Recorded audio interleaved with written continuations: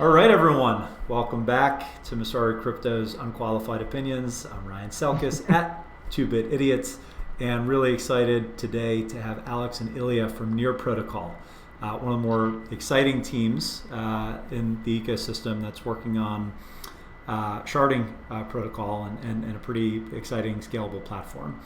So right now, it looks like they might be frozen in time on the Skype side of things. But guys, do you want to just introduce yourselves, and we'll make sure that we didn't lose the audio? Sure. Hi, so I'm Alex. I was, before I started Near Protocol, I was working for a company called MemSQL. It's a distributed database, sharded database. I joined MemSQL as employee number one when it was just founders, myself, and a Pomeranian in a two-bedroom apartment in Menlo Park. I left when it was 150 people with, I think, like 8-digit ARR, and while at MemSQL I was working on sharding. I was building a sharded database, and after a few adventures we started Near Protocol. We will talk more about why we did it and how it is relevant. Well, yeah, I mean, let's get right into it. I'd love to hear the origin story. When we think about sharding, it is one half of maybe the most important technological developments in the Ethereum roadmap as part of Ethereum 2.0 and its combination with Casper. So what have you guys done that's a little bit different? How has this idea evolved, and why start something from scratch given all the work that's going into this and a number of other larger protocols? Before we jump in, do you want Illia to introduce himself? Sure. Yeah, I mean, so Illia, before jumping on the startup land, I was engineering manager at Google, and pretty much I was working on machine learning research from Google.com, Translate.Google, and a bunch of other properties. And one of them, my kind of pet peeves, is developer experience, and we're probably going to talk about it here as well. But pretty much I did a lot of engineering for making APIs for Google machine learning framework, TensorFlow, usable, which kind of made me one of the more prolific contributors to TensorFlow. And yeah, that's definitely relevant, I think, in case of improving usability of the blockchain on top of any scalability problems. Yeah. So now let's jump to sharding. Right. So the reason why we started sharded protocol, or like a very short story of how it all happened, was that we were having a dinner with a bunch of our friends who were way more familiar with blockchain than us, right? And we were saying, like, what can we build on blockchain? And the consensus was we cannot build anything on blockchain today because blockchain is super slow and practically unusable. And then we asked, well, why it is the case? And they said, well, there are many protocols building something new today, just that nobody launched. And so we went ahead and we started reading all the white papers. That was everything that was available. Definity, Algorand, Space Mesh.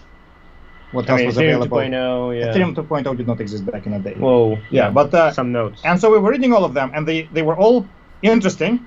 However, they were all increasing the scalability by a constant, often by a very large constant. Like Solana, even then, were claiming like 700,000. Yeah. I think then it was like 5. Yeah, like today they're claiming million per second, and that claim I more or less believe. But still, that's 100 million payment transactions, right? The problem is that if you build Thunder today, if Thunder launches, not if, it just launched, but Thunder launched, right? So let's say everybody moves to Thunder today. Thunder can do, let's say, 1,000 transactions per second, right? Today it's more than enough. We wait for a couple of years, we saturate 1,000 transactions per second, and then we have a second wave of white paper saying, well, this is how we improve to 10,000 transactions per second, right? So it's way better than 12 transactions per second, but this is not a future-proof solution, right? The proper future-proof solution is to build a protocol such that with increasing adoption of the protocol, the TPS, the number of transactions it can process, also grows linearly, or not necessarily linearly, but it grows, right? And so sharding is one of the approaches to do that. Mm-hmm. With the the idea is very simple. The idea says you have one blockchain, and the blockchain can process 12 transactions per second. Instead of having one blockchain, we will have 10 blockchains, each of them can process 12 transactions per second. That's 120. We solve scalability, right? It's that simple. And then as adoption grows, you can have 1,000 such chains. You have 12,000 transactions per second, right? And we looked at sharded. There was a couple of white papers about sharding back then. There was Zilliqa. There was OmniLedger. OmniLedger, yes, OmniLedger was already published. They were all very theoretical. Like if you build them in practice, that wouldn't at that point work. And they were all written. This is the thing that will. This is our personal opinion, but we personally believe that academics never ship software. That is definitely the case in databases world. There are very few databases built by academics. They're mostly built by people from the industry. And so far, it seems to be the case in the blockchain as well. Right? There were plenty of papers published by academics, but none of them ever launched. Well, except for Thunder now. Oh, actually. The canal launch too. And, okay, yeah. But I mean, all of them like they argue theoretical points, and like in reality, there's a lot more practical kind of functionality that needs to be addressed right before. Like an example of Zilliqa and kind of anybody who's trying to do sharding without pretty much thinking of like, okay, so we have state growth is pretty much one of the like state charging and growth is one of the kind of core points of the blockchain, right? Because you have this very limited resource, very limited kind of, and pretty much everybody's competing for it, right? And Ethereum like did not address when they launched first version, right? They did not address it at all. They just said, well, you pay a little bit of gas and you write, and we'll figure it out later. And you have like a very linear growth of state in Ethereum right now, like just state size, not even the chain size. Mm-hmm. So you already need to have like 100 gigs of pretty much very fast storage available to run a full node to be able to process blockchain. So as this, and this is at 12 transactions per second. Let's imagine we have more adoption, more users, even if you have a better kind of charging mechanics, which promotes better recycling of the storage, it still will be like terabytes of storage. So if you don't shard storage and processing together, you cannot actually like properly scale up. And this, so Zilliqa only addresses pretty much sharding of the processing, as well as many like other theoretical papers. Yeah, to elaborate what state sharding means is that when you shard into multiple blockchains, you can either shard everything, meaning that every blockchain has its own state, its own processing, right? And then if you have 1,000 shards, every shard will only have to be responsible for 1,000th of the state. Or you can actually have everyone have the full state of the entire system, but you shard just the processing of transactions, right? So then if you have 10 terabytes of total state, everyone has to have the 10 terabytes of the total state, but you only process transactions that touch a particular part of that state, right? So Zilliqa does the latter. In Zilliqa, every mining node has to have the full state of the system, but they only need to process the subset of the transactions. There's a lot of really smart technologists that are working on sharding now, and a variety of other scalability improvements across the different systems.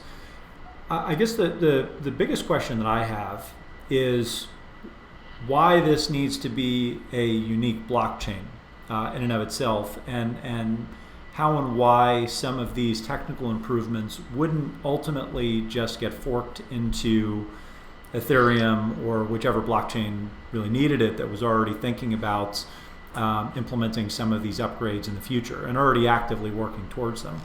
Because in my mind, if the underlying platforms are technically similar, you should be able to bake this in over time, particularly in the Ethereum 2.0 roadmap, or at least what it sounds like when that comes live. Is there something unique about starting with sharding embedded in kind of the foundational elements of the platform that makes it difficult for another protocol team to add this to their roadmap and just fork your code and use it as an improvement to what they are already building on top of that has a community advantage, that has an ecosystem that's already been developed? Help me understand it in maybe layman's terms, why that has to be done in parallel, and ultimately why this should be its own unique platform that scales on its own over time. So, I mean, there's actually a few answers here. And the main answer is actually when we're saying that Ethereum has, ecosystem and has developers and has users, in reality, we're talking about about 10,000 developers using it and very low, like, I don't know, you guys probably have better numbers on like usage of the Ethereum, but it's also pretty low, like adoption so far. And you can say I think you'd want to think about it more in like a percentage of developers term, right? So what type of mind share does Ethereum have for folks that are thinking about smart contracts? That's typically what I think of when I think of network effect. Point taken that it's the ecosystem in general is still small, but overcoming that incumbent I think is not trivial. Within percentage of developers, and there's about 20 million developers based on Stack Overflow. Mm-hmm. So 10,000 is about 0.1%. Yeah, 0.05.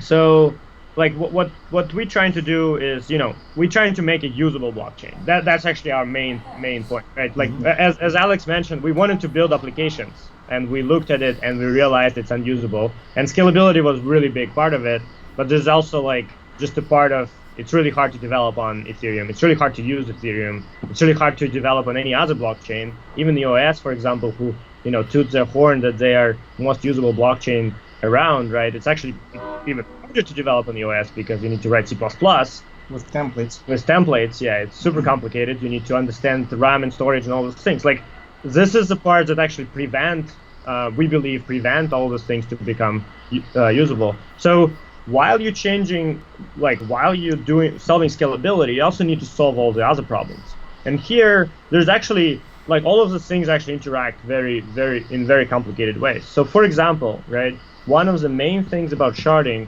is that now you cannot have atomic processing across smart contracts that live in different shards, right? So like if you deployed a maker in shard 1 and you want to use it from shard 2, you cannot just call in one transaction and have a synchronous transaction happen in the same block, because this is two different blocks with two different cadences. Mm-hmm. So now you actually need to change a little bit your programmatic model and how you pretty much doing cross contract calls and pretty much account for those cross shard transactions. And I mean, here again, like, people like pretty much punt on this point, but like we believe this will be one of the most important ones, because like what we see from Ethereum and what we hear from developers is this, like, the fact that you can build this like small application that, like, one application that contains state, another one that uses the state to like play a mini game. You can build like a whole ecosystem of applications around, like, for example, CryptoKitties, right? Yeah, the CryptoKitties itself has a limited functionality, but you can build like a ton of games kind of around it that use CryptoKitties as kind of main asset that you can play in these mini games, right? So this is an example, right? And we from our perspective, we think about it as kind of on a larger scale, where you have like, hundreds of applications, hundreds of microservices pretty much using each other, kind of based on users' requests. So to do that, to actually build that system, you need to design everything from scratch. You need to think about it as well, right? You need to hey, okay, we need fast cross-shard transactions, right? Which means we need immediate finality on the shard, right? Which means we need to run like BFT consensus on shards, which means we cannot do cross-shard transactions for beacon chain, which there's all of those things that you need to do. And this is not the perspective that, as far as we've seen people approaching this problem, right? They're just approaching it, hey, can we put more TPS on this? Can we run a script that, sends money from one person to another and see a bigger number? I mean, I'm being facetious a little bit, but this is kind of generally how people approach it. Versus us is how can we build better, more apps? Pretty much, how can we make developer more productive? Mm-hmm. I also wanted to address your earlier question. Right? So your first question was, why would it be a single chain, not multiple chains? And first of all, you can actually build sharding in a way that it will be multiple chains, right? Polkadot and Cosmos are sort of examples of that, mm-hmm. right? And in their case, every shard, zone and parachain in their terminologies, is actually completely unique, and it's implemented in different ways. That is, if you might think that it actually appears to be strictly superior to having homogeneous shards, because having heterogeneous shards, you can always simulate homogeneous shards by just running the same runtime. However, that has two drawbacks which made us choose to have homogeneous shard. One is that it actually introduces quite a bit of complexity to development of the protocol. And second is that it introduces quite a bit of complexity for the developer, because the developer now needs to understand. Like on Near, you build for Near, you deploy on Near, and you're done.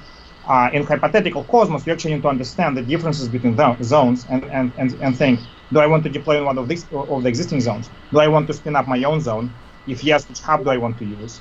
Which has its own use cases, but for the average application developer, that's an extra complexity, right? Mm-hmm. And the second reason why it will not be with multiple chains is security, right? So the way, for example, Cosmos addresses it is that every zone has its own security. Every zone is responsible for choosing validators, right? And so, yeah, some popular zones will have plenty of validators, but some less popular zones will be vulnerable to attacks. Polkadot has a somewhat more sophisticated way of rotating validators and running runtime in WASM, which I think it's like an in-between, homogeneous and heterogeneous, pretty much. But in general, like today, for example, right, Ethereum is very secure, Bitcoin is very secure.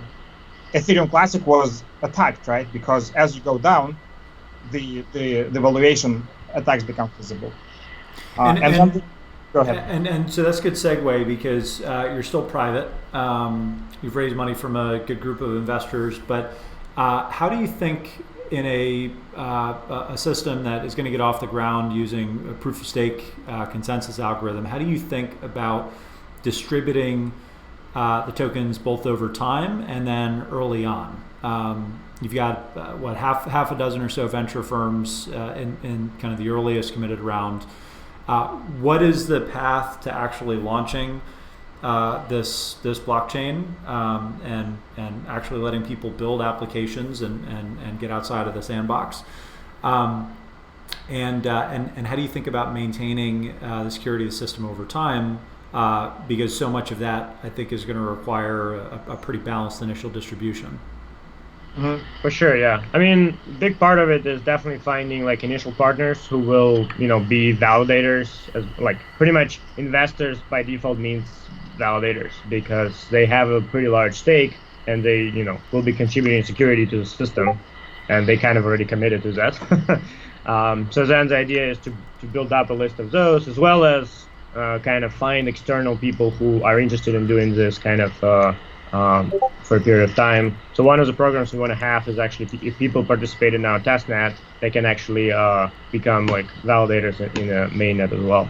The other part is, and I mean, this is still work in progress, is like figuring out how can we have like a progressive way where we start with maybe like less decentralized, but kind of controlled environment where, security is kind of more around that we say, hey, right now we kind of providing SLA. And then over time, we kind of decentralizing as the usage picks up, as the market cap picks up on the token, etc. And you kind of actually have like a economic security now picking up, right? So pretty much, I mean, and it was true pretty much about any blockchain, right? It started with like more controlled, where everything is kind of still run by either company itself or by like fixed set of validators. Then over time, it kind of decentralized more. So like we're figuring out what is that exact like schedule gonna look. I think what you just said can be perceived very wrong in the way that ultimately we're not going to be choosing any validators, right? So it's so if you think about, so let's say Near is completely bootstrapped and is fully independent at this point, then anyone can become a validator. And we're doing a lot of research in how to make it sort of opposite to delegated proof of stake. In delegated proof of stake, you have multiple effectively, like let's say 100 validators, and everybody else delegates to them. And what it results in is that those validators, they get to know each other. It's more and more easy for them to collude. But B, also that they become significantly richer, right? And it's easier and easier for them to stay validators. So what we're trying to do is, we call it thresholded proof of stake, just to have a fancy term. What we're trying to do is that actually there's no delegation. It's just very easy for people to go and participate. So like, let's say if you can make it such that up to 1 million people can certainly participate within a day and get their reward and have no variance, that will discourage pooling and delegation quite a bit, and that will create higher decentralization. The problem is that, go ahead. The problem is that to get there, like if you just launch and say we need 1 million people mining, that will not happen, right? So you actually need to get to the state where there's sufficient people caring about it to do that, and that you need to do progressively. And so the first step is when you launch the protocol and you have no usage, you're actually in a very bad position because there's no usage. That means there's no value. Then why would anyone stake, right? And if nobody stakes, there is no security. Why would anyone use? So that's why we're thinking that it makes a lot of sense to start in a fully centralized manner, meaning that Illia says, I'm running all the nodes. and I, as a C Corp in California, I provide you with an SLA. There's a contract between us that says that will be live, and then we grow adoption with a very clear message that within a year, for example, that will move to completely decentralized. Well, yeah, I mean, ideally, pretty much, we just have a schedule as we add more validators, like, into the pool, right? Like, we begin pretty much with us being, like, filling in all the seats, and then we say, okay, now, all of the, like, our previous investors can join, and then all of the, like, next batch, and then we kind of open up this to anybody can join over time. Where are you on the roadmap now? So pretty much we launched in February what we call a DevNet. So this was a full developer experience where it was backed up by one node that runs the full runtime. So if you know, like, Ethereum 2.0 schedule, we started with phase 2 and launched that. And then we pretty much are finalizing our phase 0. So it's like beacon chain with one shard. And that's kind of our point is that, like, in the beginning, again, you don't really need like 1,000 shards. You can one shard is good enough. I mean, and the idea would be to pretty much launch that, and then like add resharding and kind of dynamically grow the number of shards as we grow and get more adoption. Yeah. So then pretty much we're doing phase 2, phase 0, phase 1 kind of order. Gotcha. Have you guys thought about the parameters for the total token supply? Is there a fixed cap? Is there an ongoing inflation rate that you expect? How much is going to be available upfront during the early stages? Yeah, so I mean, pretty much because it's a proof of stake, you need to like allocate all of the tokens kind of in the beginning. Otherwise, like, it's kind of like pretty much you can allocate number of tokens. Like, there's no mining. Like, you need to actually have the tokens to participate, and then there will be a inflation pretty much to promote security and kind of. We also thinking how we can like. Have some portion of the inflation reward developers with accordance to how much usage they brought to the system. And that we believe is like one of the kind of interesting and important parts of the ecosystem is how they get developers who are especially building like non-user facing but like basic components of the kind of layer. How can they get rewarded independently, instead of creating their own token that has no actual utility or and economics and having infinite velocity, like instead of that, they're actually getting portion of the reward based on how much usage their specific like service got. I think a lot of people kind of take for granted that tokens just get allocated to the founders, to the team or the company that creates these, to the foundation if it's set up, but we haven't had too many conversations recently because the ICO boom has subsided since we started this podcast, but we haven't had too many founders on that are actually actively going through the decision of how to make these allocations up front. So how do you guys think about the amount that you're going to reserve for near the company and for your investors if they're earmarked, or for specific folks on the team, or for a foundation? Because I'd imagine that you have some reserve that you're going to maintain and then use that over time for either partnerships or to sell for ongoing fundraisings. What's the calculus? Is it just kind of like finger in the air, or what do your investors advise? What does the market say right now in terms of how best to bootstrap this so that you're not giving 100% away to the venture investors that started, even though they need to have a sizable chunk, you can retain some flexibility to entice validators that are going to be good long-term partners. So our strategy is twofold here. One is all of the insiders need to have less or equal than 30% of total token at a launch. So insiders include team and investors. And the kind of split is pretty much 15% goes to private investors and 15% goes to the team pretty much including like future hires. So pretty much 15 is what already allocated and what will be allocated to kind of people who will join us kind of the next 2 years. So this is what already there. And then, so some portion goes to foundation. That portion kind of depends on how much we gonna distribute before launch, pretty much, because the rest will go to foundation, and they will have some mandate on how to distribute it and how to use it. And then, of course, we have a portion which is allocated for early partners. This includes validators as well as developers, like who will actually develop applications prior to launch and kind of for like period of time around that. We're planning to do some kind of ICO. Not ICO, but a public. At least someone's gonna call a spade, man.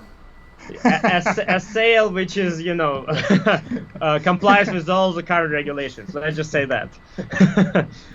So we definitely want to distribute this token as widely as possible. And in reality, is the public sale is the best way to do it, right?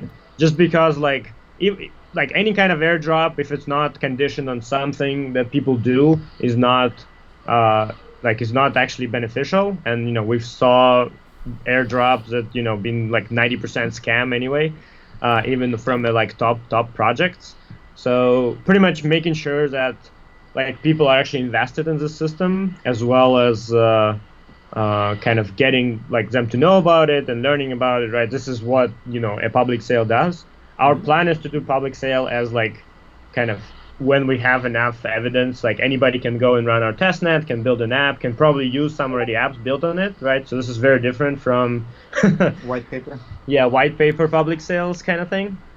So in 2017, when it was like really Wild West and folks were just throwing up the wallet address to actually execute these token sales, it's a little bit different, right? But now you've got a number of services. The exchanges are getting in the game, and now it's the IEOs, right? Where you're actually doing what looks a lot like a listing in traditional equities markets, where you go with one specific exchange, and those have been very successful for the few that have gone that route with Binance and now Bittrex as of earlier this week, and I'm sure others will follow. And then you've got a number of other vendors like the CoinLists of the world that facilitated Blockstack and Filecoin and a number of other sales. How do you think about approaching third parties to help with that distribution? Because most entrepreneurs have been kind of conditioned when you're going out for venture funding, you do it yourself, right? You don't hire an investment banker. But it seems like this industry is a little bit different, particularly for, again, a proof of stake blockchain, where you want to make sure that you have good strategic distribution and that the network doesn't have any security vulnerabilities early on because you got into bed with the wrong partners. Is there value in those third parties, and how do you evaluate who you might work with as you think about the compliant public sale? I mean, for sure there's value, and we're definitely exploring options with some of these partners. And I mean, the point here is like making sure that we can tap into the kind of big community of people who are interested in this project and willing to learn and kind of willing to invest, right? And doing it like throw an address and kind of get people is also like, if you want to do it compliant, you actually still need to do a lot of work around it, right? So this partners actually do a lot of this footwork for you as well, which from perspective of like moving fast is kind of important as well. But yeah, I mean, like evaluating like actually for like how much it's a benefit cost analysis, right? That's like on offer to offer basis. Great. So guys, what's the best place for folks to reach out if they're looking to dabble early on in the protocol and get involved on the technical side? I'm sure I don't need to recommend anybody that they go check out where you're going to do the token sale, because people will find that. And I don't want to come across as if I'm promoting it. But on the developer side, where do you want to funnel people? So we have a Discord channel. That's our primary channel to communicate. We wanted to use Telegram, but it was flooded by bots. Yeah. Discord works very well for us. Also, the entire code base is open, so anyone can just go to GitHub and start it. And first of all, we're very into vanity metrics, so please start the repo. But it's written in Rust, so it's cool. Yeah. And so GitHub, Discord. Yeah. So Discord is near.chat. Just type it in your URL and get on our Discord. You can also type near.dev and get to our online IDE to start building right away. On Near, yeah. Like it actually online IDE. You can build an app within build and deploy an app within 15 seconds. I mean, from the template, but. And for our listeners, I will throw in the show notes a couple of the posts that Alex, Illia, and team have written on sharding, the 101, and some of the outstanding challenges that remain to be fixed. It's certainly a highly complex technical subject matter, but if you're staying abreast of developments in crypto, it's probably one of the most important scalability challenges that needs to be tackled, and the Near team certainly is one of the more qualified and talented that's been taking a crack at it. So gents, thank you very much for joining. I'm sure we'll see each other in person soon, but in the meantime, good luck, and to everybody else that's listening online on Twitter or that's listening to this on iTunes in the future, we'll see you soon. Thanks for chiming in and joining in. Until next time, peace. Thanks.